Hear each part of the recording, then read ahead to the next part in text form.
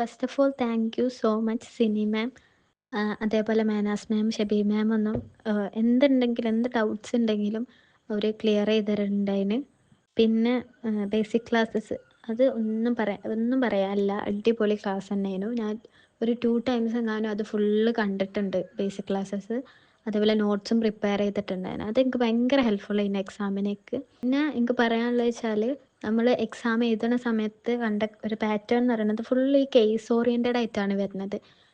കുറച്ച് ലെങ്തി ആയിട്ടുള്ള ഇപ്പോൾ എമർജൻസി വാർഡിലേക്ക് വന്നിട്ടുള്ള എമർജൻസി റൂമിലേക്ക് അഡ്മിറ്റ് ആയിട്ടുള്ള ഒരു പേഷ്യൻ്റ്, അല്ലെങ്കിൽ പ്രഗ്നൻറ്റ്, അങ്ങനത്തെ കേസ്, ലാക്ടേഷൻ, അങ്ങനത്തെ ഒരു കേസ് ഒരു 4 to 5 ലൈനിൽ വെച്ചിട്ടുള്ള അത്രയും ലെങ്തി ആയിട്ടുള്ള ക്വസ്റ്റ്യൻസ് ആണ് അധികം കണ്ടുവരുന്നത്. ഇതിനൊരു എക്സെപ്ഷൻ കേസ് എന്ന് പറയുന്നത് മെഡിസിനൽ കെമിസ്ട്രി സ്ട്രക്ചേഴ്സ് ആയിട്ട് കൊടുക്കും. അതേപോലെ തന്നെ കാൽക്കുലേഷൻസും ആ ഒരു പാറ്റേണിലായിരിക്കും ഉണ്ടാവുക.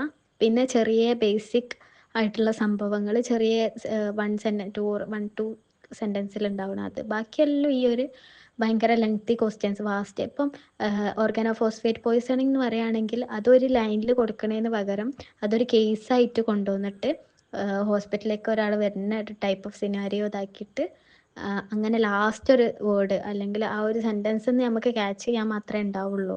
ഓർഗാനോഫോസ്ഫേറ്റ് പോയ്സണിങ് ആണ്, അപ്പോൾ എന്താണ് കൊടുക്കേണ്ടതെന്നുള്ളത്. പക്ഷേങ്കിൽ അത് ഇത്രയും ലെങ്തി ആയിട്ട് കൊടുക്കുന്ന സമയത്ത് പെട്ടെന്ന് നമ്മൾ കാണുന്ന സമയത്ത് നമുക്കൊരു ടെൻസ്ഡ് ആയിട്ട് തോന്നും ഫസ്റ്റ്ലി, ആദ്യമായിട്ട് കാണുന്ന സമയത്ത്.